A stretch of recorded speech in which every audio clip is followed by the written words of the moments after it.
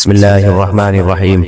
رسول اللہ صلی اللہ علیہ وسلم نے ارشاد فرمایا، ان من افضل ایامکم یوم الجمعہ فاکثروا علی الصلاۃ فیہ فاکثروا من الصلاۃ فیہ۔ فرمایا تمہارے دنوں میں سب سے بہترین دن جمعہ کا دن ہے، اس لیے اس دن مجھ پہ کثرت سے درود پڑھا کرو۔ فإن صلاتکم معروضۃ علی، لیے کہ تمہارا درود مجھ تک پہنچایا جاتا ہے۔ صحابی نے پوچھا، یا رسول اللہ کیف تعرض علیک صلاتنا وقد ارمت، ہمارا درود آپ تک کیسے پہنچایا جائے گا جبکہ آپ جب دنیا سے جائیں گے قبر میں جسم آپ کا ختم ہو جائے گا تو ہمارا درود آپ تک کیسے پہنچے گا؟ تو آپ صلی اللہ علیہ وسلم نے فرمایا، ان اللہ حرم علی الارض اجساد الانبیاء، اللہ تعالیٰ نے پیغمبروں کے جسموں پر زمین پر پیغمبروں کے جسموں کو حرام کر دیا۔ زمین کسی پیغمبر کے جسم کو کبھی ختم نہیں کرتی۔ تو یہ بھی امت کا اجماعی عقیدہ ہے کہ جتنے بھی انبیاء ہیں ان کے جسم بالکل سلامت رہتے ہیں۔ شہداء میں تو یہ بہت زیادہ مشاہدہ ہوتا ہے، بہت سارے شہداء کے جسم سلامت رہتے ہیں۔ تو ایک اور حدیث میں آپ صلی اللہ علیہ وسلم نے فرمایا، من صلی علیہ صلاۃ صلی اللہ بہا عشرہ، جس نے مجھ پر ایک دفعہ درود بھیجا۔ درود کہتے ہیں نبی صلی اللہ علیہ وسلم کے لیے اللہ تعالیٰ سے خصوصی رحمت کی دعا کرنا۔ ایک ہوتا ہے عام دعا، کسی کے لیے بھی رحمت۔ صلاۃ کہتے ہیں خصوصی رحمت جو اللہ اپنے خاص بندوں پہ کرتا ہے۔ اس لیے صلاۃ کا جو لفظ ہے نا، یہ درود اور صلاۃ یہ پیغمبر کے علاوہ کسی کے لیے جائز نہیں ہے، کیونکہ یہ صلاۃ خاص کس کے خاصہ ہے؟ یہ پیغمبروں کا۔ اس لیے ہم اللہم صلی علی محمد تو کہہ سکتے ہیں، لیکن یوں نہیں کہہ سکتے اللہم صلی علی فلان۔ تو وہ صلی جو ہے نا، صلاۃ یہ خاص قسم کی رحمتیں ہوتی ہیں جو اللہ پیغمبروں پر بھیجتے ہیں۔ تبھی قرآن میں آتا ہے اولئک علیہم صلوات من ربہم ورحمہ، کہ جو لوگ صبر کرتے ہیں ان پر اللہ کی خصوصی رحمتیں بھی ہیں اور رحمت بھی ہے۔ تو پتہ چلا صلاۃ اور رحمت میں فرق ہے۔ صلاۃ اعلیٰ قسم کی رحمتوں کو کہتے ہیں۔ تو آپ صلی اللہ علیہ وسلم نے فرمایا، جس نے میرے لیے ایک مرتبہ رحمت کی دعا کی، درود شریف پڑھا میرے لیے، تو اللہ اس پر 10 رحمتیں بھیجتے ہیں۔ اور جمعہ کا دن زیادہ فضیلت ہے درود شریف پڑھنے کی۔ البتہ یہ جو جمعہ کے دن میں حدیث مشہور ہے کہ 80 سال کے گناہ معاف ہوتے ہیں جمعہ کے دن درود پڑھنے سے، یہ حدیث سند کے لحاظ سے کمزور ہے۔ لیکن یہ جو میں نے حدیث پڑھی کہ جمعہ کا دن سب سے بہتر دن ہے، فَأَكْثِرُوا عَلَيَّ مِنَ الصَّلَاةِ فِيهِ، لہذا اس دن مجھ پہ کثرت سے درود پڑھا کرو، یہ بالکل صحیح حدیث۔ جمعہ کا دن درود شریف کی اضافی فضیلت ہے، چونکہ جمعہ کا دن ہے اس لیے میں نے کہا کہ اس بارے میں تھوڑی سی بات کروں۔ اور حدیث میں آتا ہے رسول اللہ صلی اللہ علیہ وسلم نے فرمایا، لا تجعلوا قبری عیدا وصلوا علی فإن صلاتکم تبلغنی حیث کنتم، فرمایا میری قبر کو عیدگاہ نہ بناؤ۔ جیسے میلوں کی جگہ ہوتی ہے نا، میلے ٹھیلے، عید پہ جب سب لوگ جمع ہو کے خوشیاں مناتے ہیں، تو جیسے مزاروں پہ ہوتا ہے نا، قوالیاں ہو رہی ہیں اور یہ میلے ٹھیلے ہو رہے ہیں آج کل دیکھا ہے۔ تو پہلے زمانے میں بھی جب کوئی نیک آدمی دنیا سے جاتا تھا تو لوگ اس کی قبر پہ دھرنے مار کے بیٹھ جاتے تھے، اور وہ مجاور اور یہ سب جو ہمارے یہاں ہوتا ہے۔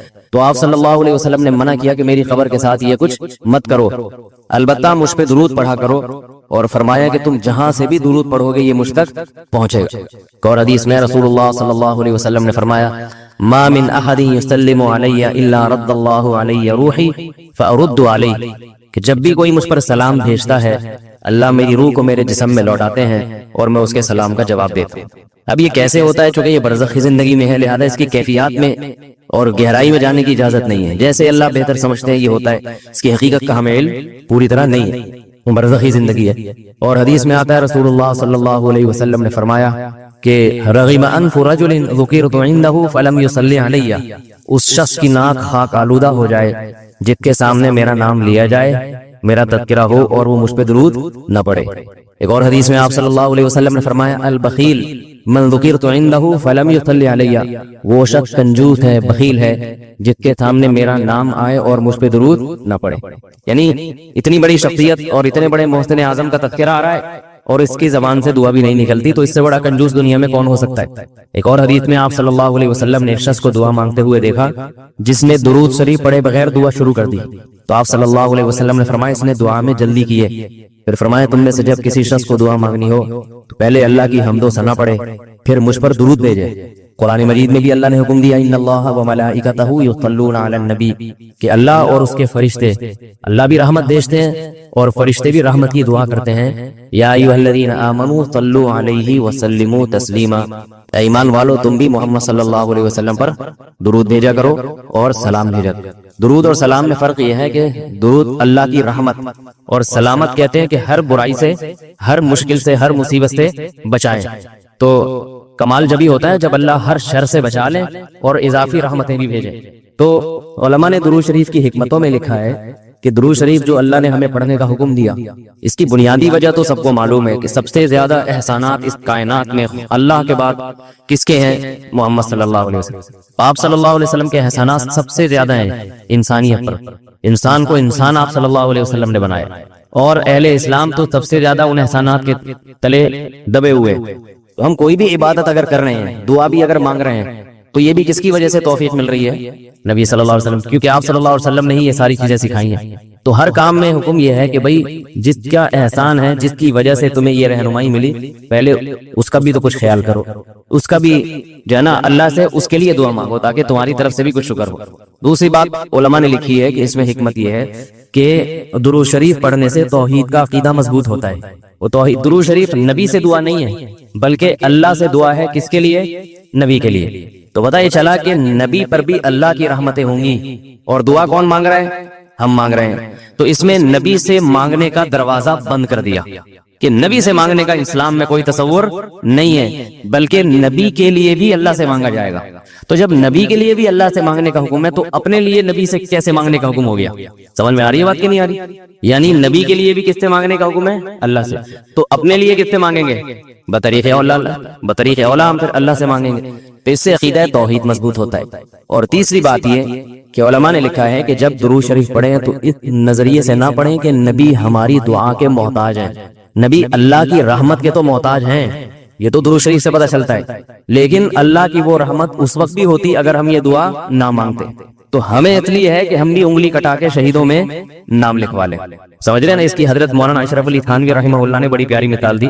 فرمایا کہ جیسے کوئی بادشاہ اپنے شہزادے پر کچھ انعام کرنا چاہے، بادشاہ تو چاہتا ہے نا اپنی اولاد کو نوازنا، اپنے محبوب، شہزادہ اس کا محبوب ہوتا ہے. تو آپ اگر بادشاہ سے سفارش کر دیں کہ حضرت یہ تحفہ آپ اپنے شہزادے کو دے دیں، یا یہ فلاں چیز اپنے شہزادے کو، تو بادشاہ تو پہلے بھی دے رہا ہے، لیکن آپ کے کہنے سے وہ اور خوش ہو جائے گا، اور خوش ہو جائے گا کہ بھئی دیکھو جو کام میں چاہتا تھا یہ بھی اسی کی درخواست کر رہا ہے. تو نتیجہ کیا نکلے گا؟ تھوڑا سا آپ کو بھی دے دے گا وہ، ٹھیک ہے نا، کہ چلو یہ تم بھی منہ میٹھا کر لو اپنا، تم نے اتنا اچھا کام کیا. اور اگر آپ کسی کو حکم دیں اس کے دشمن پہ خرچ کرنے کا، آپ جا کے کہیں بھائی وہ تمہارا دشمن ہے، تمہارا دل چاہتا ہے اس کا گلا دبا دو، تو ایسا کرو اس کو ہدیے ودیے دیا کرو. وہ کہے گا میں اس کو گلا دبانا چاہتا ہوں اور تو ہدیے کی ترغیب دے رہا تو میں تیرا بھی گلا دباؤں گا. تو دشمن پہ خرچ کرنے کا جب حکم دیا جاتا ہے تو اس سے تھامنے والا غصے میں آتا ہے. دوست پہ خرچ کرنے کا، احسان کرنے کا جب آپ کسی کو کہیں گے تو وہ خوش ہوتا ہے. باپ کو اگر کہا جائے نا اپنے بچوں پہ اور کھلائے کریں، بڑی خوشی ہوتی ہے، تو باپ کا دل اور سینہ اور چوڑا ہو جائے گا. تو ایسا ہی اللہ تعالیٰ کو اپنے رسول صلی اللہ علیہ وسلم سے محبت ہے. اللہ تو خصوصی رحمتیں بھیجیں گے، لیکن ہم اگر اللہ سے درخواست کر دیں گے کہ اللہ تو خصوصی رحمتیں بھیج، تو اس میں تھوڑی سی ہماری بھی کیا ہو جائے گی؟ دخل اندازی ہو جائے گی. اللہ تو ویسے ہی کر رہا ہے، تو اللہ کہے گا چلو تو نے بھی سفارش کر دی، ان پہ تو کر ہی نہ ہوں، یہ 10 رحمتیں تجھ پر بھی ہو جائیں گی. اور چوتھا فائدہ کیا ہے درود شریف پڑھنے کا؟ کہ انسان کے دل میں محمد صلی اللہ علیہ وسلم کی محبت بڑھتی ہے. انسان جس کے لیے دعا مانگتا ہے لاشعوری طور پہ نبی صلی اللہ علیہ وسلم کی جتنی زیادہ محبت ہوگی، اللہ کی خود بخود اتنی ہی زیادہ ہوگی، کیونکہ نبی سے محبت اللہ ہی کی وجہ سے ہوتی ہے، یہ الگ الگ چیز نہیں ہے. اللہ کے رسول ہے نا، اسی وجہ سے تو ہے. تو جتنی محبت بڑھے گی اللہ کی محبت اتنی زیادہ. اور پانچواں فائدہ کہ جتنی نبی کی محبت ہوگی، انسان کو جس سے محبت ہوتی ہے اس کی اتباع آسان ہوتی ہے، بغیر دلیل کے بھی مانتا چلا جاتا ہے. جس سے نفرت ہوتی ہے نا، اسے ہر بات پہ دلیل، کیوں بھائی ایسا کیوں ہے. اور اگر محبت ہو تو وہ کوئی کام کا کہے تو سمجھ میں آئے نہ آئے، انسان کہتا ہے بس کر لو. صحابہ کرام کی محبت کے جو واقعات ہیں، حضرت انس رضی اللہ تعالی عنہ جب بھی کھانا پکتا تھا، اگر اس میں لوکی یا کدو پکتا تو کدو کے ٹکڑے تلاش کر کے کھاتے تھے. لوگوں نے پوچھا کیوں بھائی؟ فرماتے ہیں کہ میں نے رسول اللہ صلی اللہ علیہ وسلم کو دیکھا ہے کہ کدو شوق سے کھاتے تھے. تو نبی سے محبت تھی، کدو سے محبت ہو گئی. حالانکہ یہ شریعت کا حکم نہیں ہے لوکی اور کدو سے محبت کرو، یہ تو اپنی انسان کی اپنی رغبت ہوتی ہے، کسی کو کسی چیز سے، کسی کو کسی چیز سے. لیکن عشق کی انتہا ہوتی ہے تو انسان کو محبوب کی محبوب چیزوں سے بھی ہو جاتی ہے. تو ہمیں بھی اگر نبی صلی اللہ علیہ وسلم سے محبت ہوگی صلی اللہ علیہ وسلم، تو اگر کدو سے نہ بھی ہو تو کوئی اتنا مسئلہ نہیں ہے، لیکن فرائض واجبات سے تو ہو جائے گی نا، جو شریعت میں ضروری ہیں، جن کی آپ صلی اللہ علیہ وسلم نے بہت تاکید کی ہے، ان سے تو ہوگی نا کم از کم. محبت نہیں ہے تو ہر وقت بیٹھ کے لاجک کی تلاش، داڑھی تک نہیں رکھے گا. داڑھی کا سمجھاؤ تو بھائی کیوں بھائی، پھر یہ سمجھاؤ کہ بھائی آپ صلی اللہ علیہ وسلم کے اخلاق ایسے تھے، نہیں میری سمجھ میں نہیں آتے، ایسے کیسے اخلاق بنائے جا سکتے ہیں خادموں کے ساتھ. تو محبت ہو جاتی ہے تو سارے کام آسان ہو جاتے ہیں. تو درود شریف پڑھنے کا ایک فائدہ یہ بھی ہے. تو اس لیے ہمت کر کے علماء نے جو ایک نصاب بتاتے ہیں نا، روزانہ 100 دفعہ صبح 100 دفعہ شام. ویسے تو سب سے بہتر درود ابراہیمی ہے جو نماز میں ہم پڑھتے ہیں، آپ صلی اللہ علیہ وسلم نے سکھایا ہے. یہ نہ ہو مشکل لگے تو اتنا کر لو صلی اللہ علیہ وسلم. یہ نا، یہ 100 دفعہ پڑھ لیں، کتنا ٹائم لگتا ہے اسے؟ صبح 100 دفعہ پڑھ لیا، 100 دفعہ شام کو پڑھ لیا. اور اگر پورا ہفتہ توفیق نہیں ملتی تو کم از کم جمعہ ہی کے دن پڑھ لے انسان. سمجھ رہے بات کو؟ نہیں سمجھ رہے بھائی؟ میرا خیال نہیں آ رہی. جمعہ کا دن پڑھ لے انسان، اس میں زیادہ فضیلت. اور یہ جو درود شریف ہے نا، یہ صلی اللہ علیہ وسلم پورا پڑھنا چاہیے. میں کل بھی بیان میں کہا تھا نا، ساشے آ رہے ہیں ہر چیز کے، تو جیسے سلام کے ساشے نا، سلام کرنا ہو نا، اتنی سی آواز آتی ہے بس. تو درود شریف بھی حضور صلی اللہ علیہ وسلم نے فرمایا. لوگ کیا کہتے ہیں؟ حضور صلی اللہ علیہ وسلم نے فرمایا. بھائی صلی اللہ علیہ وسلم بول دو پورا. لکھنے میں بھی علماء نے بیان کیا ہے کہ مجلس میں، کسی مجلس میں جب آپ صلی اللہ علیہ وسلم کا نام آئے تو کم از کم ایک دفعہ درود شریف پڑھنا واجب ہے. بار بار واجب نہیں ہے، بار بار افضل ہے. مجلس میں جب ایک دفعہ نام آیا تو پہلی دفعہ بہرحال واجب ہے، یا کم از کم ایک دفعہ اس مجلس میں. بار بار پڑھنا ضروری نہیں ہے، بہتر ہے. تو یا تو پڑھے ہی نہیں، ایک دفعہ پڑھ لیا کافی ہے، لیکن پڑھیں تو پھر ساشے نہ لے کر آئیں. درود شریف کو بگاڑے نہیں، پورا ہونا چاہیے صلی اللہ علیہ وسلم. اور اگر آپ کو ڈر یہ ہے کہ نہیں بار بار پڑھنے سے میری زبان گھس جائے گی، نقصان ہوگا اور توانائی کم ہو جائے گی، روزہ زیادہ لگے گا، تو ایک ہی دفعہ پڑھ لے، مگر طریقے سے پڑھ لے. تاشے نہ لے کر آئے صلی اللہ علیہ وسلم، اس طرح نہ کریں. اسی طرح لکھنے میں بھی آپ صلی اللہ علیہ وسلم کا جب نام آئے تو مجلس ایک ہے تو ایک دفعہ کہہ دے آپ کی زبان سے. لکھنا واجب نہیں ہے، آپ صلی اللہ علیہ وسلم کے نام کے ساتھ درود شریف لکھنا واجب نہیں ہے، افضل ہے. تو یا تو اگر یہ ڈر ہے کہ میں نے لکھ دیا پورا نام تو میرا پین گھس جائے گا، سیاہی کا خرچہ زیادہ آئے گا، پیسے زیادہ بھرنے پڑیں گے مجھے، مہنگائی کا دور ہے، اتنی سیاہی میں افورڈ نہیں کر سکتا، تو پورا نام ہی نہ لکھے، یعنی درود شریف لکھے ہی نہیں. لیکن اگر لکھنا ہے تو چھوٹا سا سواد نہ ڈالے. سمجھ رہے بات؟ باقی ساری چیزیں پوری ہیں. یہ نہیں کہ والد محترم میں صرف واو لکھ دیا، ابا خود ہی سمجھ جائیں گے والد کی بات چل رہی ہے، ٹھیک ہے نا. زید کا نام آیا تو زے لکھ دیا. کبھی ہوتا ہے ایسے؟ ہوتا ہوگا شاید آپ کے یہاں. اور جتنی باتیں آ رہی ہیں صرف کچھ ساشے پیش کر دی، ایسا نہیں. جب درود شریف لکھنے کی بات آتی ہے تو صرف چھوٹا سا سواد ڈال دیا. تو بھائی اتنی تکلیف اگر ہو رہی ہے تو نہ لکھو، کوئی فرض تھوڑی ہے. لیکن اگر لکھنا ہے تو احترام کا تقاضا کیا ہے؟ پورا نام لکھا جائے صلی اللہ علیہ وسلم. دیکھو حدیث کی اتنی بڑی بڑی کتابیں محدثین نے جو لکھی ہیں، کتنی بڑی بڑی کتابیں. جب بھی آپ صلی اللہ علیہ وسلم کا نام آئے گا تو محدثین پورا درود شریف لکھتے ہیں صلی اللہ علیہ وسلم. کسی حدیث کی کتاب میں، امام بخاری کی ہو، امام مسلم کی ہو، یا ابن ماجہ ہو، یا استحاہ ستہ کی جتنی کتابیں اس کے علاوہ بھی ہیں، جب درود ہوگا تو پورا صلی اللہ علیہ وسلم ہوتا ہے. تو لکھنے میں بھی اس کا اہتمام کرنا چاہیے، پورا نام لکھ دیا جائے. یہ جو میں کہہ رہا ہوں نا قلم گھس جائے گا اور یہ ہو جائے گا، یہ تو بخیل آدمی کے لیے، ورنہ کہ قلم تھوڑی گھستا ہے. لکھنے پورا تحریر لکھ رہے ہو، جب بھی نام آئے صلی اللہ علیہ وسلم پورا لکھنا چاہیے. اللہ تعالیٰ عمل کی توفیق عطا فرمائے. ایک چھوٹی سی آخر میں بات سن لیں کہ آپ صلی اللہ علیہ وسلم کا جو لقب ہے نا، لوگ مختلف ناموں سے پکارتے ہیں. کوئی کہتا ہے حضور اکرم صلی اللہ علیہ وسلم نے فرمایا، یہ بھی ٹھیک ہے، آپ سب سے اکرم ہیں. کوئی کہتا ہے سرور دو عالم صلی اللہ علیہ وسلم نے فرمایا. کوئی کہتا ہے حضور صلی اللہ علیہ وسلم نے فرمایا. یہ سب ٹھیک ہے نام، لیکن سب سے بہترین جو نام آپ کے لیے ہے رسول اللہ صلی اللہ علیہ وسلم، کیونکہ اس سے بڑا لقب کوئی بھی نہیں ہے. رسول اللہ کا مطلب اللہ کے سفیر، تو یہ سب سے بڑا منصب ہے. اس لیے عام استعمال میں جو صحابہ کا بھی طریقہ تھا، نبی اللہ، صحابہ کیا کہتے تھے؟ نبی اللہ یا رسول اللہ. تو محدثین بھی جو لفظ آپ کے لیے استعمال کرتے ہیں رسول اللہ صلی اللہ علیہ وسلم یا نبی اللہ، تو عام استعمال میں یہ زیادہ بہتر ہے. وہ بھی ٹھیک ہے، سرور کائنات، حضور اکرم، شفیع المذنبین، سب صحیح ہے. لیکن ہوتا ہے نا جب بہت سارے آپشن ہو تو انسان سلیکٹ کرتا ہے سب سے بہترین کو. تو سب سے بہترین لفظ آپ کے لیے کیا ہے؟ رسول اللہ. یہ سب سے بہترین لفظ. جمعے کے دن مرنے والے شخص کو لوگ کہتے ہیں اسے قبر میں حساب نہیں ہوتا. بھائی سب سے پہلے اعمال ہیں، یہ سب چیزیں فضائل میں آتی ہیں کہ جمعے کے دن مرنے کی فضیلت ہے بس. باقی یہ نہیں کہ وہ چوری بھی کی، زنا بھی کیا اور ماں باپ کو بھی ستاتا رہا تو صرف جمعے کو مرنے سے سب کچھ صاف ہو جائے گا. ایسا قرآن و سنت سے ہمیں پتہ نہیں چلتا. آپ ستاتے رہے، سود کھاتے رہے، زنا کرتے رہے، 27ویں رات کو بھی مریں گے تو چترول لگیں گے قبر میں. کیونکہ قرآن نے سب سے زیادہ فوکس کیا ہے عمل کو.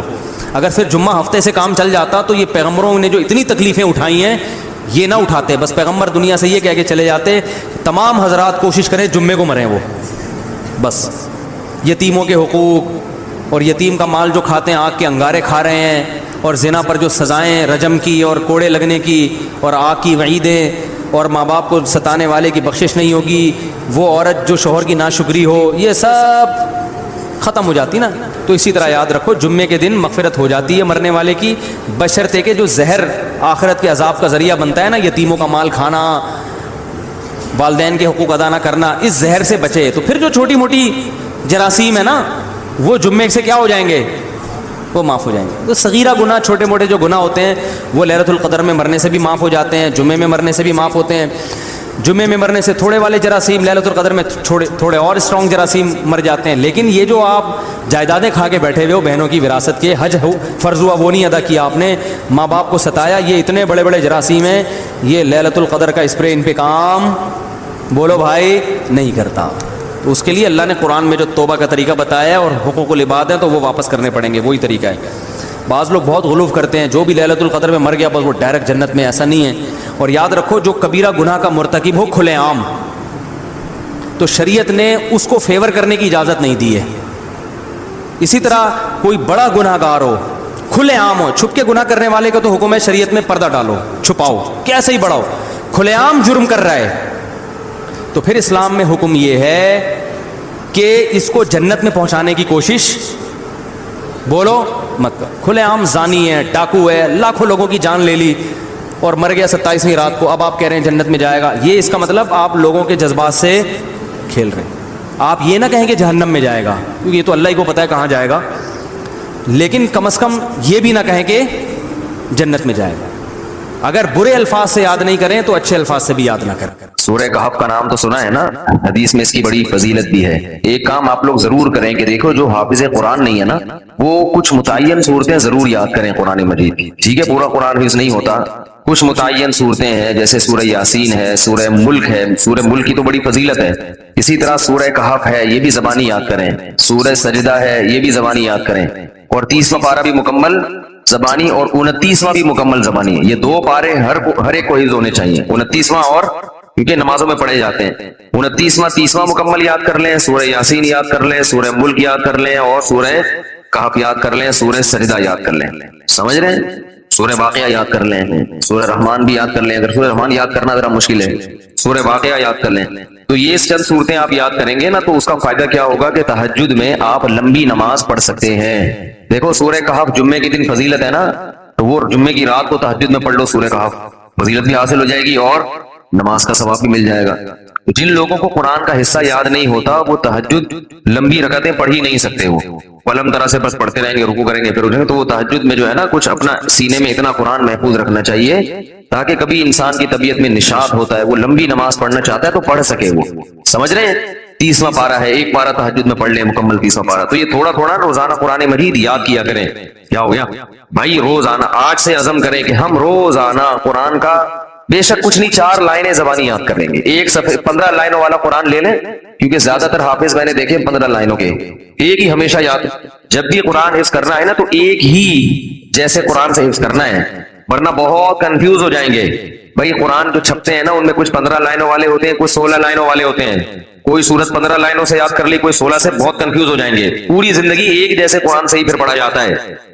تو آج سے یہ ہمت کر لیں، جتنے لوگ فیس بک پہ بھی سن رہے ہیں، نیٹ پہ بھی سنیں گے، آپ لوگ بھی جو موجود ہیں، روزانہ قرآن کی 3-4 لائنیں زبانی یاد کرنی ہے ان متعین صورتوں کی. 3-4 زیادہ بوجھ نہ ڈالیں اپنے اوپر ورنہ مایوسی ہو جاتی ہے. تو اس میں بڑی برکت ہوگی. 1-2 سال میں بہت ساری صورتیں یاد ہو چکی ہوں گی. میں نے جو قرآن مجید حفظ کیا ہے نا تو میرا حفظ کرنے کا شروع میں ارادہ نہیں تھا، میرے پاس ٹائم ہی نہیں تھا. اللہ تعالیٰ میرے بڑے بھائی کو جزائے خیر دیں، وہ حافظ قرآن ہیں. ہم نے کسی الگ سے قاری سے نہیں پڑھا، اپنے بڑے بھائی سے ہی پڑھا ہے. تو وہ ہمیں روزانہ سب بہن بھائیوں کو لے کے صبح بیٹھ جاتے تھے فجر کے بعد، اور ہمیں انہوں نے پڑھانا. قاعدہ تو میرے والد صاحب نے پڑھا دیا تھا، نورانی قاعدہ، اور کچھ دعائیں یاد کرا لی. باقی بڑے بھائی نے پھر قرآن پڑھانا شروع کیا. تو جب میرا قرآن ختم ہوا تو انہوں نے کہا کہ اب کچھ صورتیں یاد کر لو. تو مجھے سورہ کہف یاد کرا دی. تھوڑی صبح سے بیٹھتے تھے 15 منٹ 20 منٹ آدھا گھنٹہ روزانہ، باقی پھر اسکول جانا ہے باقی کام ہوتا ہے، بس روزانہ اتنی دیر بٹھاتے تھے. تو وہ روز تھوڑی تھوڑی صورتیں یاد کر کے بہت ساری صورتیں یاد ہو گئیں. تو پھر مجھے حفظ کرنے کا شوق پیدا ہو گیا، یار جب اتنی ہو گئی تو پورا یاد کرو قرآن. تو میں نے بہت تھوڑے سے عرصے میں طلب علمی کے دوران الحمدللہ حفظ مکمل کیا ہے، پڑھائی کے دوران. تو ایک دفعہ ذوق پیدا ہو جائے گا نا تو پھر خود مزہ آئے گا، خود لطف آئے گا اس میں. تو سورہ کہف بھی مشہور سورت ہے جو پڑھی جاتی ہے. نبی صلی اللہ علیہ وسلم نے فرمایا جو سورہ کہف کی جمعے کو تلاوت کرے گا, جمعے کی رات کو بھی کر سکتے ہیں تلاوت, ایک روایت میں جمعے کی رات کا بھی تذکرہ ہے, تو آپ نے فرمایا کہ وہ دجال کے فتنے سے محفوظ رہے گا. کہف عربی میں کہتے ہیں غار کو. اس میں دو بلکہ تین واقعات ہیں, دو تو بڑی دلچسپ ہیں. پچھلی قوموں میں چند نوجوان تھے جو ایمان لے کر آئے, جو کیا کیا انہوں نے, لیکن وہ جس ملک میں وہ رہتے تھے وہاں کا بادشاہ بڑا ظالم تھا, وہ ایمان والوں کو زندہ رہنے نہیں دیتا تھا. تو ان نوجوانوں نے مل کے یہ کہا کہ ہم یہاں رہ کر اپنے ایمان کی حفاظت نہیں کر سکتے, ایمان ظاہر کریں گے یہ ہمیں مار دیں گے, تو ہم اس ملک کو چھوڑ کر کہیں نکلتے ہیں. یہ بڑی قربانی ہوتی ہے اپنا ملک چھوڑ دینا اللہ کے لیے. ہمیں چھوڑنے کی ضرورت اس لیے نہیں ہے کہ ہم چھوڑ کے جائیں گے کہاں, یہ بڑا مسئلہ ہے نا. تو ہم یہیں رہ کے دین پر عمل کریں, اور الحمدللہ اللہ کا شکر ہے اتنا ہے کہ جو کرنا چاہے تو عمل کر سکتا ہے. تو انہوں نے کہا کہ اب ہم کیا کرتے ہیں, یہاں سے نکلتے ہیں. اب اللہ نے دیکھو ان کے ساتھ کیسی رحمت کا معاملہ کیا. اصل میں یہود و نصارہ اس واقعے کو جانتے تھے, تو وہ نبی کی نبوت کا امتحان لینے کے لیے انہوں نے نبی سے یہ واقعہ پوچھا کہ اصحاب کہف کا کیا واقعہ ہے. یہود و نصارہ تو جانتے تھے, ان کی آسمانی کتابوں میں بھی تھا, تاریخ سے بھی نقل ہوتا چلا آ رہا تھا نا, بڑا دلچسپ واقعہ تھا. تو یہ چیزیں تو پھر سینہ بسینہ نقل ہوتی ہیں, لیکن یہ واقعات مشہور تھے مدینہ میں جہاں یہود و نصارہ رہتے تھے.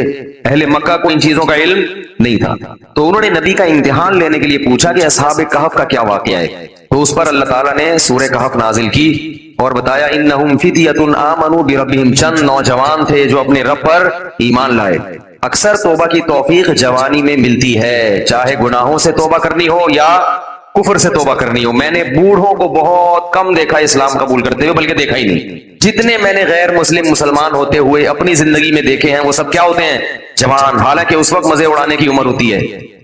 پتہ یہ چلتا ہے کہ جوانی میں توبہ آسان ہے, بڑھاپے میں توبہ مشکل. کیوں؟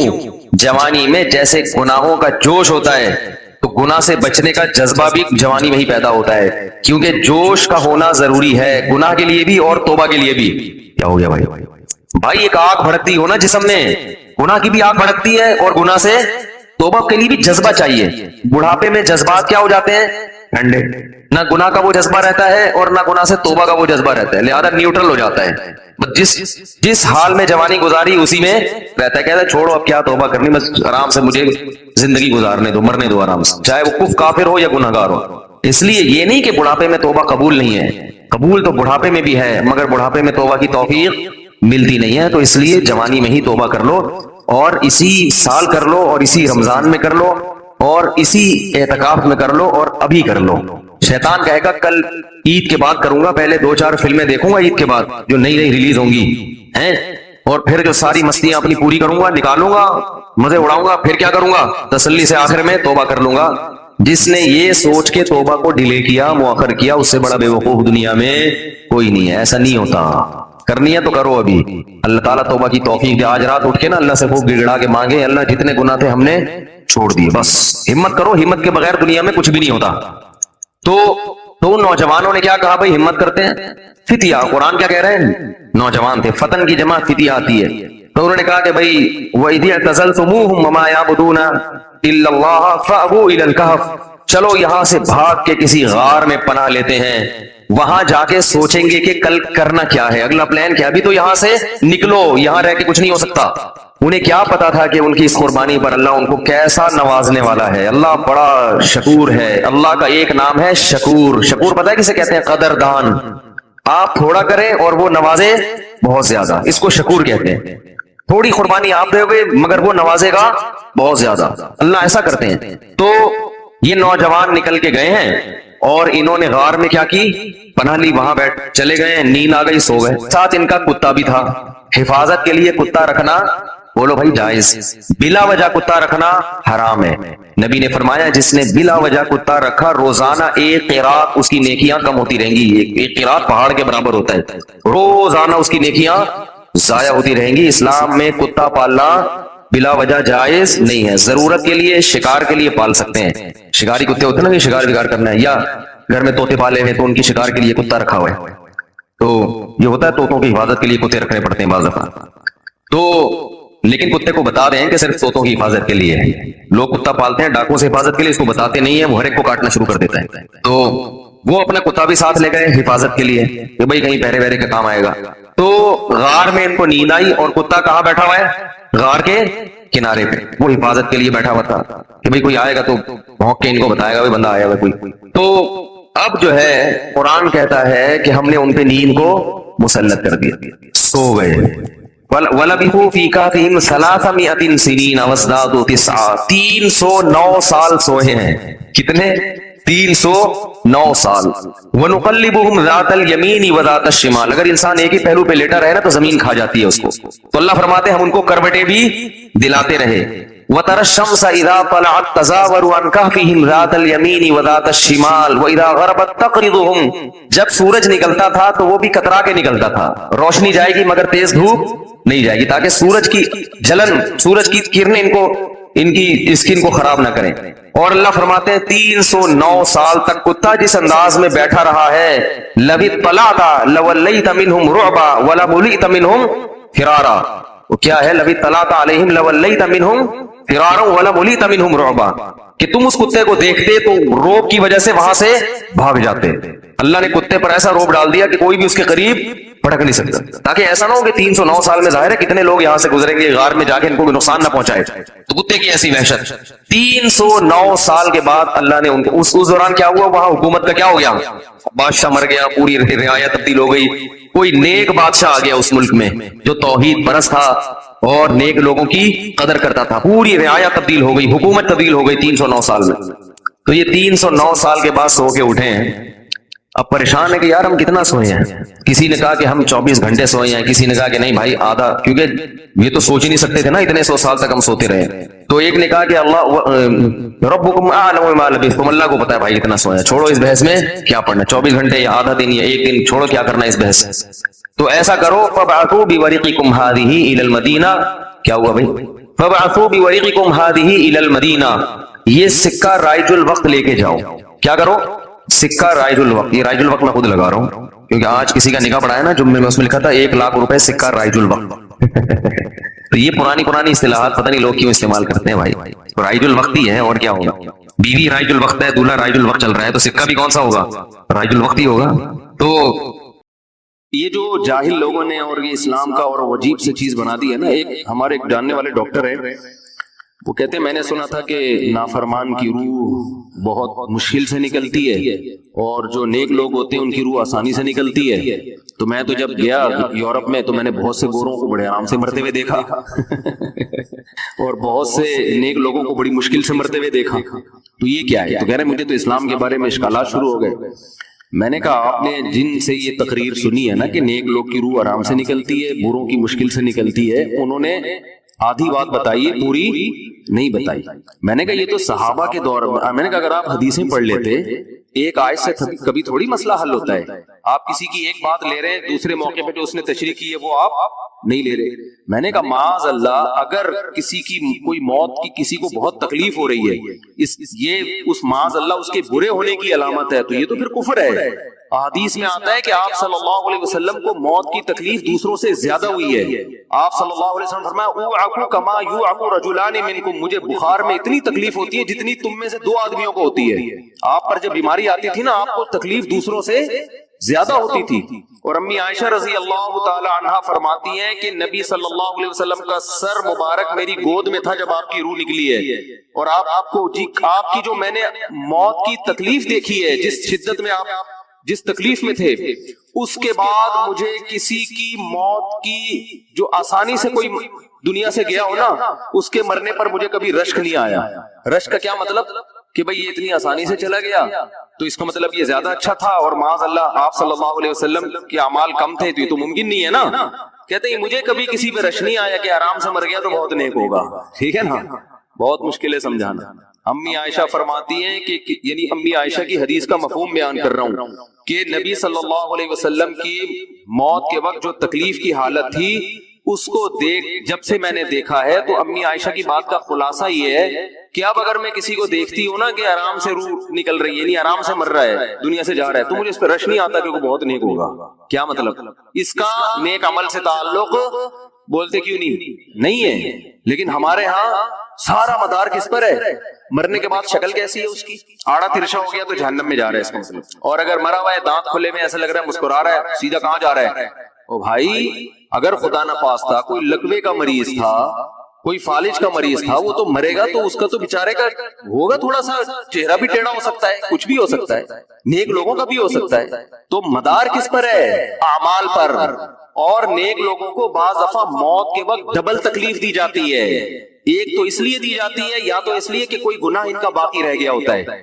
اللہ کیا کہتے ہیں بھائی, قبر میں جانے سے پہلے اس کو ہمارے پاس دھلا کے لے کے آؤ, صاف ستھرا ہو کے. اب ہمارے پاس آ رہا ہے تو اب ہم نہیں چاہتے کہ اس کے گناہوں کی گٹھری ہو, اس کو پاک صاف کر کے لے. میں نے بڑے بڑے بزرگ دیکھے جن کو آخری وقت میں بہت مصیبت میں گزری ہوئی, یعنی زندگی کے آخری ایام, بیٹیوں کی ٹینشن, کسی بیٹی کو طلاق ہو گئی, وہ گھر آ گئی, کوئی اور مسئلہ ہو گیا, تو بڑی ٹینشن میں آخری وقت. لیکن وہ زبان سے کیا کہتے تھے؟ شکر. کیا شاید اللہ تعالیٰ ہمارے گناہوں کو معاف کرنا چاہتے ہیں. جنازے میں تاخیر کا شرعی حکم کیا ہے؟ کن وجوہات کی بنا پر تاخیر جائز ہے؟ کس حد تک تاخیر کی اجازت ہے؟ اگر اس طرح کا کام ہو جائے تو ایک غیر افضل کام یا سنت کام پر تنقید کس حد تک کرنا جائز ہے؟ مشہور علماء کے جنازوں میں لوگ پورے ملک سے قافلوں کی صورت میں سفر کر کے آتے ہیں, ان کے جذبات کا کس حد تک خیال رکھنا چاہیے؟ مفتی رشید احمد رحمہ اللہ تعالی لدھیانوی رحمہ اللہ تعالی کا جنازہ کیسے ہوا؟ مشہور اور بڑے علماء کو اپنے مریدوں کو وفات کے بعد کی کیا وصیتیں کرنی چاہیے؟ پورا ایم اسلامیات کا پیپر بنا کے دے دیا ہے. جنازے میں تاخیر جائز نہیں ہے, میت کی بے اکرامی ہے. نبی صلی اللہ علیہ وسلم کے دور میں تو ایسا بھی ہوا کہ ایک بوڑھی خاتون مسجد کی صفائی کیا کرتی تھی, رات کو ان کا انتقال ہو گیا. آپ صلی اللہ علیہ وسلم نے دیکھا کہ وہ ہے ہی نہیں مسجد میں, تو صحابہ سے پوچھا, صحابہ نے فرمایا کہ ان کا رات میں انتقال ہو گیا تو ہم نے جنازہ پڑھ کے دفنا دیا.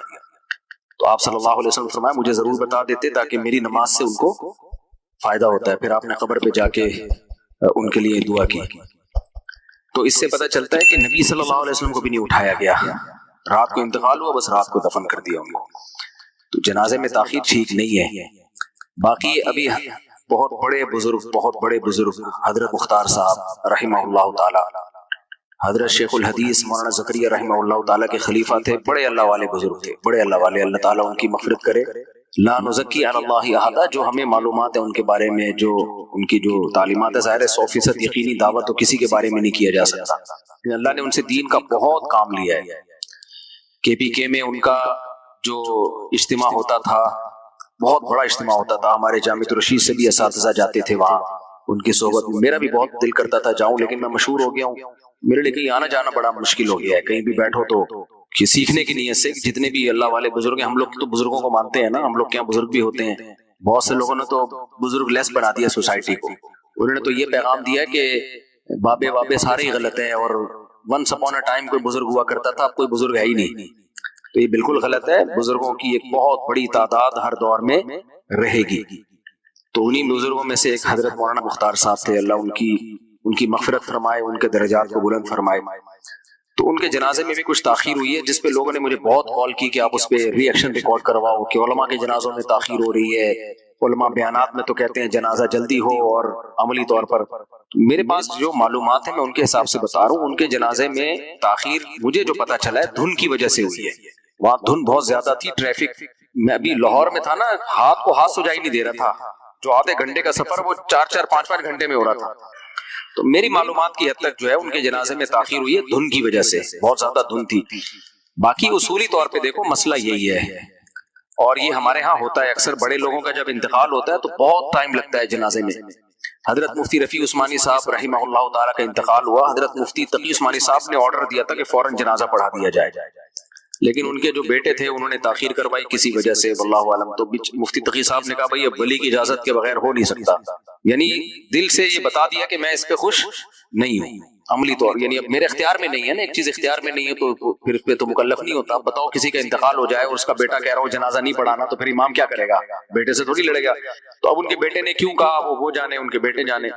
لیکن یہ بات بر صغیر میں دیکھنے میں آتی ہے کہ بڑی شخصیتوں کا انتقال ہوتا ہے تو جنازے میں ٹھیک ٹھاک تاخیر ہوتی ہے. یہ غیر شرعی چیز ہے. بہت سی چیزیں عربوں میں خاندانی ہیں, کیونکہ وہ اجمیوں یعنی جو غیر مسلم ہے نا, ان کے ساتھ سعودی عرب پہ حکومت نہیں رہی نا, یعنی انگریزوں نے حکومت نہیں کی, ہندوؤں کے ساتھ ان کا زیادہ جوڑ رہا نہیں ہے. تو ان کی جو عرب لوگ ہیں وہ زیادہ رہے نہیں ہیں غیر مسلم قوموں کے ساتھ. تو غیر مسلموں کی بہت ساری جو برائیاں جو ہم لوگوں میں آئی ہیں ان میں نہیں آئی ہیں. ہاں پیسہ آنے کی وجہ سے ان میں سوسائٹی میں جو خرابی آئی وہ ایک الگ بات ہے, لیکن جو کلچر تبدیل ہوتا ہے نا, ہمارے ہاں جہیز آ گیا, بارات آ گئی, یہ سارا ہندوؤں سے آیا ہے. میں اکثر بتاتا ہوں وزیرستان میں آپ جا کے دیکھو, جو ناردرن ایریاز ہیں ہمارے, ان میں جو پٹھانوں کا اصل کلچر ہے اس میں بارات کا بھی تصور نہیں ہے, جہیز کا بھی تصور نہیں ہے. یہ نہیں کہ ان کو علماء نے سمجھایا ہے, بھائی کلچر ہے ہی نہیں. جو مسلمانوں کا اصل کلچر یہی تھا کہ نکاح پہ سارا خرچہ لڑکے کا ہوگا, لڑکی والوں کا کچھ نہیں ہوگا. ابھی وہاں بارات نہیں ہے, اگر وہ بارات کا کھانا کھلا بھی رہے ہوتے ہیں تو لڑکے سے پیسے لیتے ہیں, وہ مرد سے پیسے لیتے ہیں. سعودی عرب میں بھی ایسا ہی ہے, عربوں میں بارات ہے ہی نہیں, سارا خرچہ مرد اٹھا رہا ہوتا ہے. ہمارے ہاں سب علماء کے ہاں بیٹیوں کی شادیوں پہ باراتیں ہو رہی ہیں, سب کچھ وہی ہو رہا ہے جو ہندوؤں میں ہو رہا ہے. کوئی فرق, جہیز بھی ہو رہا ہے, عربوں میں جہیز بھی نہیں ہے, ہمارے یہاں جہیز بھی ہے, علماء کے بھی یہاں بھی ہے. چاہے تبلیغ میں ہو کوئی, اللہ ماشاء اللہ اللہ کسی کو بچا لے, چاہے تبلیغ میں ہو, چاہے وہ عالم ہو, بزرگ ہو, خلیفہ ہو, بارات بھی ہوگی جہیز بھی ہوگا, بارات بھی ہوگی جہیز بھی ہوگا, سب چل رہا ہے. کیونکہ رسم کے خلاف جہاد کرنا بڑا مشکل کام ہوتا ہے. کوئی کلچر بن چکا ہو نا, کوئی چیز کلچر کا حصہ, اس کے آگے چلنا بہت مشکل ہے. میں نے بتایا نا ابھی میں اپنے بیٹے کی شادی کر رہا ہوں, ایک مصیبت بن گئی ہے میرے لیے شادی. وہی لڑکی والے وہی بارات بھی کر رہے ہیں, وہی بھائی چھوڑو یار, گاڑی لے کے آ رہا ہوں, آپ بچی کو بٹھاؤ, ہماری بہو ہے, نکاح پڑھاتے ہیں, لے آتے ہیں, بس کیا ہو گئی شادی. اور کیا, پھر اگلے دن ولیمہ ہم کر لیں گے, وہ ہماری مرضی ہے. کیسا دال چاول کھلاتے ہیں, قورمہ بریانی کھلاتے ہیں, کتنے افراد کو بلاتے ہیں, وہ ہمارا ہیڈک ہے, وہ آپ کا ہیڈک ہے ہی نہیں. اور یہ کہ ہم آپ کو کیش اماؤنٹ پکڑا دیتے ہیں بچی کی جو شادی کے لیے, تو آپ نے دلہن کے کپڑے وپڑے تیار کریں, لڑکے کا کام ہے یہ, یا لڑکے کا باپ دے گا یا لڑکا دے گا. اب بیٹوں کی شادیاں شروع کرنی ہے ہم نے, تو جیسے اپنی کی ہیں اپنی بھی میں نے ایسے ہی کی. بھائی ہم گئے لڑکی والوں کے گھر گئے, بات طے ہوئی تو ہم نے کیش اماؤنٹ پکڑا دیا, بھائی آپ دلہن کے کپڑے وپڑے اس سے تیار کر لیں, جو بھی آپ کو, جو بھی دلہن کو ضروری سامان جو دیا جاتا ہے, کپڑے اور جو بھی آج کل خواتین کے میک اپ کے سامان ہوتے ہیں, بھائی ہمیں تو نہیں پتا ان چیزوں کا, آپ کو پتا ہے ہم اتنا اماؤنٹ دے سکتے ہیں, اس میں یہ آپ کا ہیڈک ہے, اب کیا خریدنا ہے, آپ پکڑا دیا ان کو بھائی, اور ہمیں رخصتی کی تاریخ بتا دو, ہم نے اپنا گھر تیار کر لیا, یا جو سیپریٹ کوئی روم لے لیا کرائے پر, یعنی جو گھر, وہ خالی روم نہیں ہوتا, گھر ہوتا ہے, ایک کمرے کا, دو کمرے کا, جو بھی ہماری استطاعت تھی. تو جب میں نے دوسری شادی کی بالکل ایسے ہی کی, تیسری بھی ایسے کی, چوتھی بھی ایسے کی, خیر ہماری تو ساری شادیاں اس طریقے سے ہو گئی آرام سے. تو ایسے ہی ہوئی تھی جب میری سیکنڈ میرج ہوئی تھی, تو میں نے ان کو بولا کہ پہلی بھی میری بہت آرام سے ہوئی. میں بیان کرتا تھا جمعرات کا اپنی مسجد میں, تو ایک دن جمعرات کو ناغا تھا, تو اگلے دن میں آیا تو لڑکے نے, آپ کل ناغا تھا بیان میں نے کہا میں اسلام آباد گیا ہوا تھا, اصل میری شادی تھی. نے کہا ہے کل تو آپ یہاں گھوم رہے تھے, میں نے کہا میں گیا ہوا تھا, وہاں نکاح ہوا ہے, میری والدہ تھی, میری بھابھی, میرے بڑے بھائی اور میں, 4 افراد تھے ٹوٹل. ہم 4 افراد گئے تھے, رخصتی کر کے لے آئے, ختم. تو اگلے دن ہم نے پھر ولیمہ کیا. حالانکہ جو میری اہلیہ کے والد تھے بڑے مالدار آدمی تھے, وہ اچھے خاصے, اور سخی بھی, صرف مالدار نہیں سخی بھی تھے کیا ہیں, تو سخی بھی تھے اور مالدار بھی تھے, لیکن نہیں کچھ بھی نہیں خرچہ کیا انہوں نے, اور ہمیں اچھا لگا. ہمیں پتا تھا, اس لیے نہیں کر رہے کہ کنجوس ہیں, کنجوس نہیں ہے, ہمیں پتا ہے وہ کنجوس پنجاب سے تھے نا, تو پنجابی لوگ ویسے بھی کنجوس نہیں ہوتے. پنجابی لوگ اکثر اسراف تو کرتے ہیں, حد سے زیادہ خرچ کرنا, کنجوس میں نے پنجابیوں میں نہیں دیکھا. تو اسراف کرنے والے بہت دیکھے ہیں, تھوڑا سا پیسہ آیا اڑا دیا, سب کچھ اڑا اڑو کے فارغ ہو کے بیٹھ گئے بےچارے, اب بیٹھے ہوئے ہیں. تو اسراف ملے گا. ہاں کوئی اگر آپ کو کسی پنجاب والے سے واسطہ پڑا ہو جو کنجوس ہے تو پھر وہ الگ بات ہے, لیکن جو میرا تجربہ ہے وہ یہی ہے. تو لیکن اڑاتے ہیں, اسراف میں ہے, یہ بھی بہت بڑی برائی ہے. میں نے ایسے پنجاب میں لوگوں کو دیکھا ہے کہ باہر سے آئے, پیسہ کمایا ٹھیک ٹھاک, شادی میں سارا اڑا دیا, ساری کمائی برباد ہو گئی, کیونکہ وہ شادی میں دکھانا تھا کہ جی ہمارے پاس بہت پیسہ ہے, تو اسراف ملے گا. تو ہمارے سوسر صاحب نے کچھ بھی نہیں خرچ کیا, بس ہم گئے ہیں, 4 بندے گئے, ہم آ گئے. اچھا 2 ٹرین سے آئے, میں بائی ایئر آیا واپس. اگلے دن ہم نے ولیمہ کر لیا. اچھا اگلے دن 10 محرم تھا, ہم نے کہا 10 محرم کو ہو جائے گا, ولیمہ کیا جاتا ہے, تو کتنے آرام سے ہو گیا نا. تو دوبارہ جب میری شادی ہوئی وہ بھی اسی طرح ہوئی ہے, تو میں نے ایک کمرے کا گھر لیا. اس وقت میری استطاعت اتنی تھی بھائی, میں دوسری زوجہ کے لیے ایک کمرے کا گھر ہی لے سکتا تھا. میں نے ان کو بتا دیا بھائی یہ میری حیثیت ہے, ایک کمرے کا گھر ہے, wash room, bath room, kitchen, سب چیزیں اس میں سہولتیں موجود ہیں, چھوٹا سا لاؤنج ہے. فی الحال میری گنجائش یہ ہے, اس سے زیادہ میں نہیں کر سکتا, میں کسی سے قرضہ نہیں لوں گا, اپنے آپ کو عذاب میں نہیں ڈالنا. اگر آپ کو سمجھ میں آ رہا ہے ٹھیک ہے, نہیں آ رہا تو بھی ٹھیک ہے, میں کہیں اور ٹرائی ماروں گا. وہی ابھی پورا بیان ہوا نا, احمقوں کی جنت میں مت رہو, نہ دوسروں کو خوشنما باغ دکھاؤ. آپ کو پتا ہے اس بیس پہ کئی رشتے ریجیکٹ ہوئے ہوں گے نا, تو ہو گئے, کوئی بات نہیں یار, ٹرائی مارتے رہو. ایک دن اللہ سنے گا آپ کی پکار, عرش ہلا دے گی آپ کی پکار, ٹھیک ہے نا. ایک دن عرش ہل گیا تو وہ لوگ راضی ہو گئے. میں نے کیش اماؤنٹ پکڑا دیا جو میری استطاعت میں تھا. بھائی آپ تیاری کر لیں, مہر بھی جو بنتا تھا میں نے جو میرے جو گنجائش تھی مہر کی وہی رکھا ہم نے. میں نے کہا یہ مہر ہے بھائی, یہ ہو گیا. ویسے ہی ہوا, رخصتی ہوئی, کچھ بھی لڑکی والوں کا ہم نے خرچ نہیں کروایا, اور رخصتی ہو کے آگے فرنیچر جو بھی تھا میری استطاعت کے مطابق میں نے گھر میں ڈال دیا. دوسری شادی ہو گئی. اسی طرح پھر تیسری بھی ایسے ہوئی ہے. کمرہ لیا 2 کمروں کا, اس میں میری استطاعت بڑھ چکی تھی, 2 کمروں کا گھر لے لیا ہم نے. استطاعت بڑھ چکی تھی, پھر ہم نے تیسری چوتھی شادی آئی بس ہونے. ساری اسی طرح آرام سے ہو گئی. خرچہ ہمارا ہو رہا ہے, لڑکی والوں کا نہیں کرنے دے رہے ہم, 1 ٹکا نہیں خرچ کرنے دے رہے ہم. سارا خرچہ کس کا ہوگا؟ ہمارا ہوگا. اب جب بیٹے کی شادی ہے اب وہی حساب چل رہا ہے, ہم اتنے بارات میں اتنے افراد. میرا تو دماغ خراب ہو گیا دن میں بہت.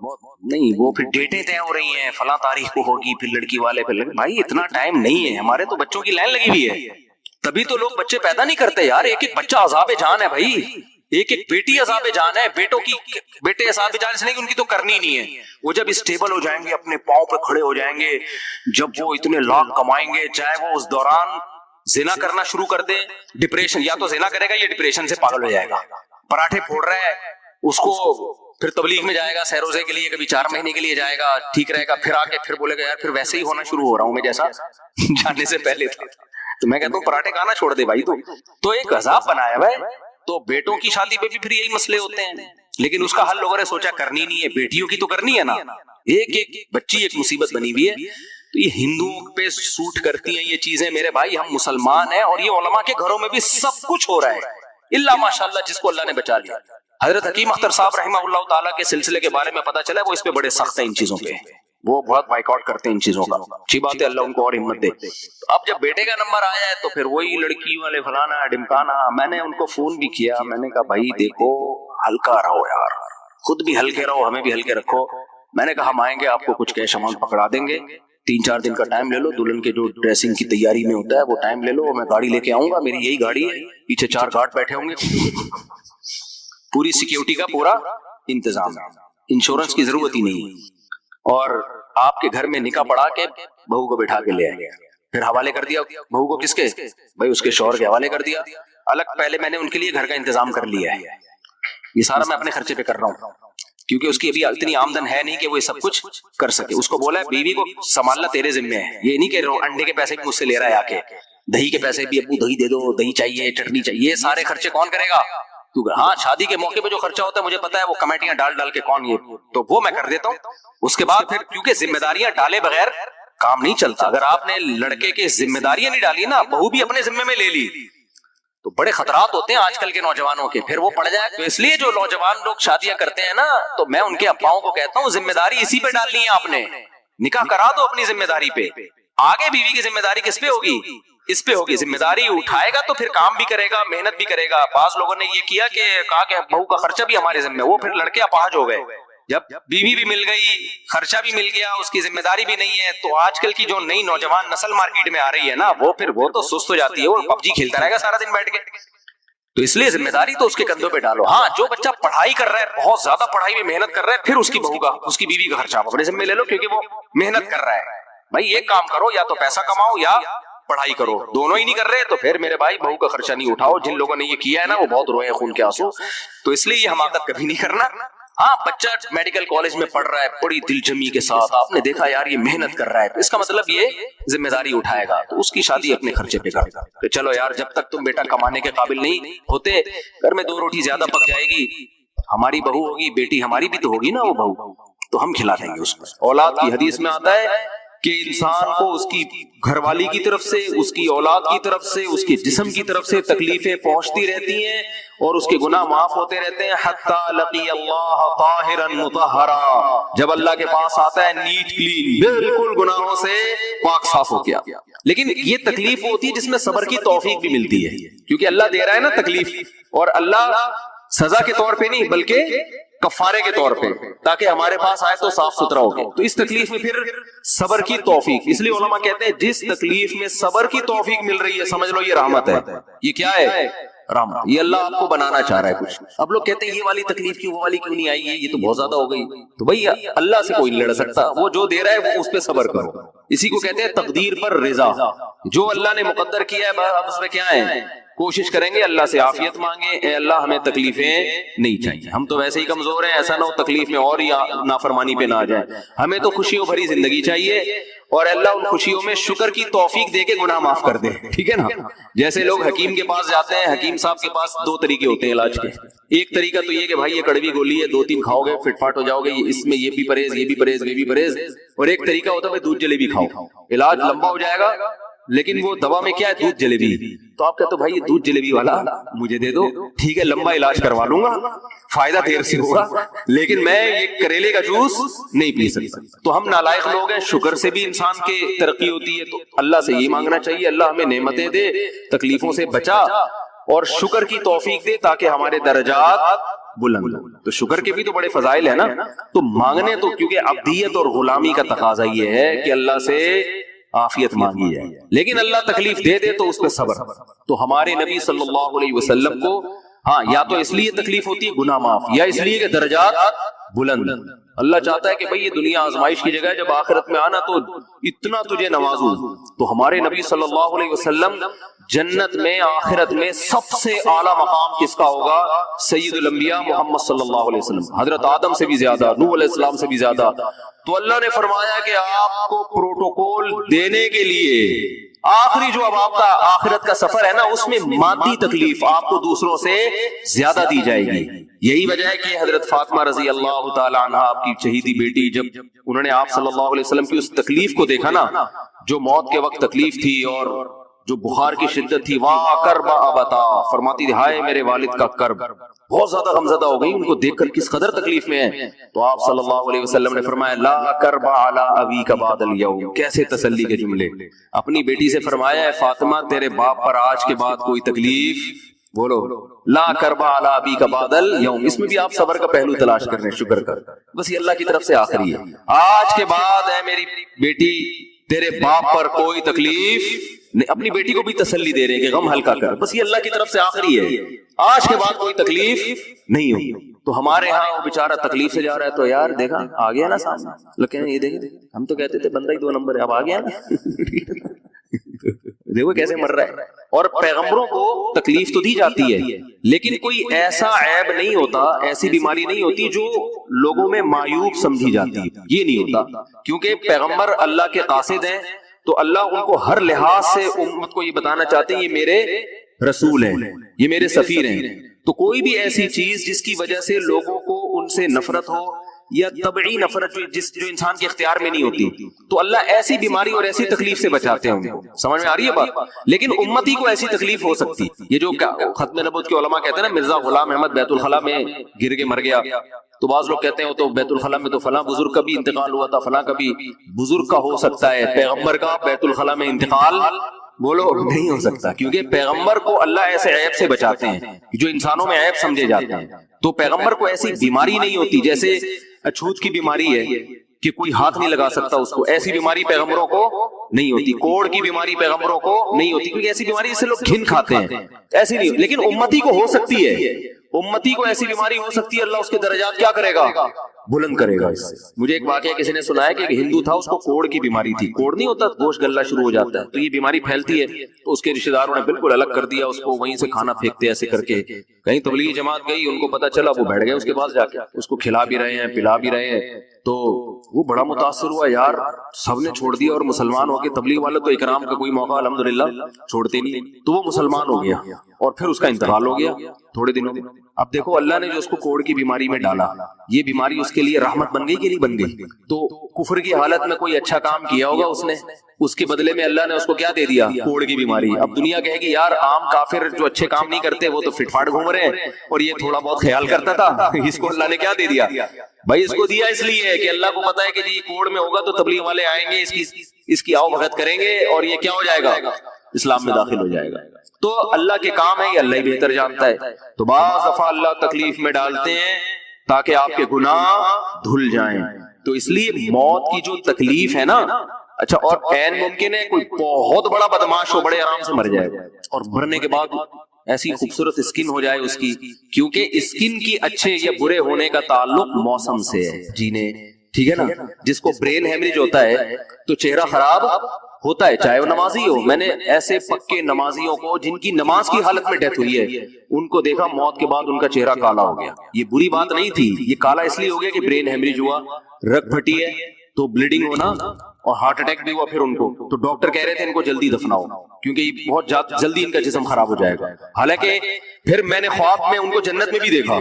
صحیح ہے نا. تو خام خامنہ لوگوں نے یہ چیزیں بنائی ہیں. تبھی میت کو چھپانے کا حکم ہے کیونکہ اکرام کرنا ہے نا, تو چہرہ مرنے کے بعد بگڑنا شروع ہوتا ہے. یہ ہر ایک کا ہوگا, چاہے نیک ہو چاہے برا. تبھی تو حکم ہے کہ اس کو جلدی دفن کرو کیونکہ اس کی توہین ہے ہم لوگوں کے سامنے رکھنا. اور ہمارے یہاں کیا ہو رہا ہے, باقاعدہ مردوں کے ساتھ سیلفیاں چل رہی ہیں, ناک میں روئیاں ٹھوسی ہوئی ہیں اور ویڈیو بن رہی ہے اور زیارت ہو رہی ہے, لائن لگ لگ کے پبلک دیکھ کے جا رہی ہے. کیا جاہلانہ رسم ہے یار, کیا جاہلانہ. میت میں اور دلہن میں فرق ہونا چاہیے. دلہن کی منہ دکھائی ہوتی ہے, وہ محلے پڑوس کی عورتیں آتی ہیں, بھائی دلہن آئی ہے بیوٹی پارلر سے کے دیکھ رہی ہیں. تو مردے اور دلہن میں اتنا تو فرق کرو, مردے کی بھی رونمائی ہو رہی ہے. تو یہ غلط رسم ہے. انتقال ہو گیا فوراً چہرے پہ کپڑا. ہاں جو اس کے بہت قریبی لوگ ہیں, قریبی لوگ ایسا ہوتا ہے کہ اگر وہ بدبو آ بھی رہی ہو, چہرہ بگڑ بھی جائے, ان کو نفرت نہیں ہوتی.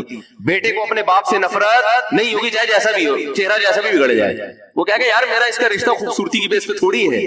لیکن اجنبی لوگ جب اس کو دیکھیں گے تو چہرے کے بارے میں تبصرے بھی کریں گے.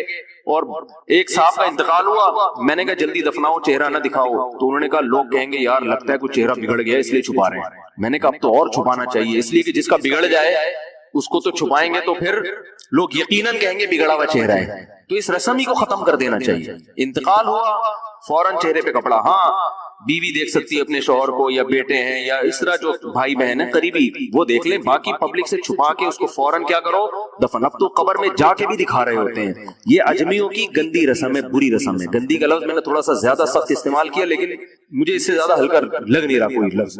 عرب میں ایسا نہیں ہوتا. سعودی عرب میں جو ہے نا, عرب لوگ بہت سی چیزوں میں ابھی بھی اسلام کے بہت قریب ہیں. بڑے ہم لوگ چونکہ ہندوؤں کے ساتھ زیادہ رہے نا انڈیا میں, تو بہت سی چیزیں ہم نے وہاں سے کیا لی ہیں جو مذہبی لوگوں میں بھی آئی ہیں. عرب میں یہ سسٹم نہیں ملے گا. عرب میں جب تک زندہ ہے احترام, ادب, تمیز. انتقال ہو گیا فوراً سے پہلے دفنایا, قبر پہ تختی بھی نہیں لگاتے. وہ جائز ہے تختی لگانا, لیکن وہ بھی نہیں لگاتے. کہہ رہے ہیں اب اس کو تختیوں کی ضرورت نہیں ہے, اب دعاؤں کی ضرورت ہے. دعائیں ہوتی رہتی ہیں ابا کے لیے, صدقات و خیرات کرتے ہیں, ایسا صدقے کرتے ہیں عرب کہ آپ کی سوچ ہوگی. ایسی سخاوت ہے عربوں میں, اپنے ابا کے لیے اپنی اماں کے لیے دعائیں کرتے ہیں. وہ میں نے بتایا نا ایک واقعہ میں نے بہت پہلے سنایا تھا, جدہ میں کسی کے ہاں ٹھہرا ہوا تھا سعودی عرب میں, پاکستانی تھے. وہ کسی عرب کے ساتھ 30 سال سے ملازمت کر رہے تھے. عربوں کا نا آپ کو ایک پہلو دکھایا جاتا ہے میڈیا پہ, جو اچھا پہلو ہے وہ نہیں دکھایا جاتا, جو اسلام کی وجہ سے ان میں خوبی ہیں وہ نہیں دکھایا جاتا. تو ایک عرب شیخ تھا جس کی, ہاں یہ ملازم. دوسرا عرب کا جو اصل کلچر آپ کو ملے گا گاؤں دیہاتوں میں, شہروں میں تو پتہ نہیں کون کون آگے آباد ہوا ہے, اس میں اچھے بھی ہیں برے بھی ہیں. کہہ رہے میں نے دیکھا کہ وہ ایک عرب شیخ اپنی فیکٹری سے نکلا, میں تو ایک بھیکاری آیا, اس نے اللہ کے نام پہ کچھ مانگا. اس کے پاس پتہ نہیں تنخواہ بانٹنے نکل رہا تھا کیا نکل رہا تھا, اس کے پاس بہت سارے پیسے تھے ریال. تو اس نے اس کو بھیکاری کو دے دی. بھیکاری کو جیسے دیے, بھیکاری نے, اچھا یہ عرب بھی 80 سال کا بڈھا, تو اس بھیکاری نے اس کے عربی کے ماں باپ کو دعائیں دینا شروع کر دی دل سے نا. وہ پاکستانی تھا, وہ بڑا ڈیڑھ ہوشیار, دعائیں دی, اللہ کرے تمہارے ابا کی مغفرت ہو جائے, اللہ کرے. تو وہ عرب کو اتنا اچھا لگا, اس نے اور دی. پھر وہ شروع ہو گیا, اللہ کرے تمہارے ابا وہ پھر اور دیتی. کہہ رہے اتنے پیسے اس بھیکاری کو دے دیے. میں نے کہا یار یہ تو لاکھوں پتی بن گیا ہے, سارے پیسے ختم ہو گئے اس کے پاس, اور وہ گھننا دعائیں دیتا جا رہا ہے. وہ جو گھننا تھا نا وہ کیا کر رہا ہے, وہ بھی گھننا بن کے طبیعت سے دعائیں دے رہے ہیں. رونا بھی آ جاتا ہے پاکستانیوں کو, آپ کو پتا ہے. تو کہہ رہے وہ چلا گیا, پیسے ختم ہو گئے. اس عربی نے کہا اگر یہ میرے پاس اور بھی پیسے ہوتے نا, یہ دعائیں دیتا رہتا میں پیسے. بعض ایسے جذبات ہو جاتے ہیں نا انسان کے کہ اس کو لگتا ہے کہ شاید یہ دعا قبول ہو رہی ہے, بعض ایسی کیفیات آ جاتی ہیں انسان کے اوپر. تو وہ پاکستانی تھے جنہوں نے مجھے واقعہ سنا. کہہ رہے یار ان کے اندر کوئی ان کے قریب رہے نا تو بعض چیزیں ان میں بڑی خاندانی. عربوں میں ماں باپ کا بہت احترام ہے, بہت. جتنے کسٹمر کے ساتھ بدتمیز ہوتے ہیں نا, باپ اور ماں کے ساتھ اتنے ہی اچھا سلوک کرتے ہیں. ایسا نہیں ہے جیسے زبان چلا دی اور یہ کر دیا. باپ بیٹھا ہوگا سب چپ کر کے آرام سے بیٹھے ہوں گے کہ باپ یہ بول بیٹا رہا ہے. ہمارے یہاں بیٹا باپ لگ, مجھے تو میں تو لوگوں سے پوچھتا ہوں یہ پہلے کیوں, کہ مجھے ایسا لگ رہا ہے آپ کا بچہ آپ سے پہلے پیدا ہو گیا, یعنی وہ باپ بنا ہوا ہوتا ہے. ٹھیک ہے نا, باتیں ایسے کر رہا ہوتا ہے کہ جو بیٹا ہے وہ باپ لگ رہا ہے, جو باپ ہے وہ بیٹا لگ رہا ہے. تو خیر کہاں سے کہاں بات چلی گئی, کیا بات کر رہا تھا. ارے یار یہ تو موضوع کو پکڑ کے رکھے, یہ بہت بڑی جاہل پیر کی بات تو میں نے شروع کی تھی. شیطان ہوا وغیرہ سب ہو گیا. ہاں یہ بات چل رہی تھی کہ موت کی تکلیف اگر کسی کو ہوتی ہے، میں یہ بتا رہا تھا کہ اسلام کی باتیں اللاجیکل بات اسلام نہیں کرتا. ہاں مذہبی لوگ بعض دفعہ ایسی باتیں کر کے لوگوں کو بیوقوف بنا دیتے ہیں، قرآن کی آیتوں کی غلط تفسیر کر لیتے ہیں کہ بھئی وہ اتنی تکلیف سے مرا، اس کا مطلب وہ جہنم میں جائے گا، وہ نیک آرام سے مر گیا. تو یہ قرآن و سنت سے ملتا ہے کہ نیک لوگوں کو موت کی تکلیف بہت دفعہ ہوتی ہے، زیادہ بہت دفعہ نہیں بھی ہوتی. اب یہ نہیں کہ کوئی آرام سے مر گیا تو آپ کہیں سیدھا جہنم میں گیا، اس کو تو تکلیف ہی نہیں ہوئی، یہ بھی ضروری نہیں ہے. ٹھیک ہے، اس کو بولیں یہ اللہ کی رحمت ہے، اچھا گمان رکھنا چاہیے نا کہ بھئی یہ اللہ نے پہلے ہی دھلا دیا اس کو. تو یہ جو موت کی تکلیف جس جو قرآن میں آتا ہے نا کہ برے لوگوں کو موت کی تکلیف ہوتی ہے، وہ روح نکلنے کی ہے کہ جب عالم برزخ کی طرف روح جاتی ہے اور اس کو برزخ کی چیزیں نظر آنا شروع ہوتی ہیں تو پھر روح چاہتی نہیں ہے کہ میں جسم سے جدا ہوں، لیکن فرشتے اس کو کھینچ کے نکالتے ہیں. تو یہ عالم برزخ کی چیز ہے، اس کا اس مادی زندگی سے تعلق نہیں ہے. مادی زندگی میں تو کسی کے یہاں گولی مارو گے نا، ٹھا کر کے گئی نکل گئی مر گیا، اور کسی کو کیما بنا کے مارو گے تڑپا تڑپا کے تو تڑپ تڑپ کے مرے گا. وہ مادی زندگی میں کسی کو آگ میں پھینکو گے تو جل کے مرے گا، چاہے نیک آدمی ہو. اور کسی کی گردن اڑاؤ گے تلوار سے تو 1 منٹ میں کیا ہو گیا، ختم. لیکن جو اس کی روح نکل رہی ہے، خدا کے پاس جا رہی ہے، وہ منظر نافرمان کا بہت ہی بھیانک ہوتا ہے. اور نیک آدمی کی روح ایسے پرواز کرتی ہے، وہ اس کی تکلیف ہے. اور اس کو میں ایک واقعہ بھی سنا چکا ہوں، دوبارہ نہیں سناؤں گا کہ کیسے دنیا میں بھی اس کے مشاہدات ہوئے ہیں لوگوں کو، کہ کیسے ان کو آخرت کی چیزیں نظر آنا شروع ہو گئی اور وہ باتیں کر رہے ہیں، باقاعدہ بتا رہے ہیں فروح و ریحان و جنت نعیم. جو قرآن میں آتا ہے نا فرشتے آتے ہیں اس کی روح قبض کرتے ہیں، تو وہ بعض دفعہ اللہ دنیا میں بھی دکھا دیتے ہیں. یہ جو میں حروف مقطعات کی بات کر رہا تھا، الف لام میم صاد، تو اس میں ایک حکمت علماء یہ بیان کرتے ہیں کہ ایک حکمت یہ ہے کہ ہماری سمجھ میں یہ آ جائے کہ جتنا اللہ نے بتا دیا اتنا ہمیں معلوم ہے، بہت سی چیزیں ہمیں معلوم نہیں ہے. نمبر 2، اللہ یہ بھی دیکھنا چاہتا ہے کہ کون ایسا ہے کہ جس چیز کی تحقیق سے اللہ نے منع کر دیا وہ رک بھی جائے گا، کیونکہ بہت ساری چیزیں ایسی ہیں کہ ان کی تحقیق کے ہم اہل ہی نہیں ہیں، ہمارے اندر وہ صلاحیت ہی نہیں ہے، کیونکہ ہمارے پاس وہ آلات اور ذرائع ہے ہی نہیں کہ ہم وہاں تک پہنچ سکیں. جیسے روح، اب جو لبرل لوگ ہیں نا وہ روح کا انکار کرتے ہیں کہ روح کیا ہوتی ہے، کہتے ہیں روح کیا ہے، یہ تو کوئی لیبارٹری میں روح نام کی کوئی چیز تو ہے ہی نہیں. تو یہ کنفیوژن لوگوں کو شروع سے ہے. تمام پیغمبروں نے ہمیں بتایا کہ انسانی جسم میں روح ہوتی ہے، اور ہم جب مرتے ہیں تو روح نہیں مرتی، روح جسم سے نکل جاتی ہے. اب یہ ہمیشہ سے پہلے زمانے میں بھی حکیم ہوتے تھے نا، ان کی بھی تحقیقات ہوتی تھی، تو ہمیشہ سے یہ اعتراض پیغمبروں پر کیا یہ روح کی ڈیفینیشن کیا ہے. تو اللہ نے قرآن میں بتایا وَيَسْأَلُونَكَ عَنِ الرُّوحِ، کہ یہ لوگ آپ سے روح کے بارے میں پوچھتے ہیں. قُلِ الرُّوحُ مِنْ أَمْرِ رَبِّي، ان سے کہہ دیں روح کیا ہے یہ تو ہم نہیں تمہیں بتائیں گے، کیونکہ تمہارے دماغ میں روح کو سمجھنے کی صلاحیت ہے ہی نہیں. یہ بتا دیتے ہیں کس کی طرف سے ہے، من امری ربی، رب کا ایک حکم ہے.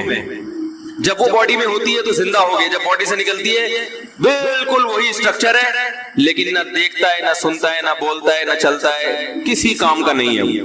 اور آگے اللہ نے بتا دیا کہ جواب تمہاری سمجھ میں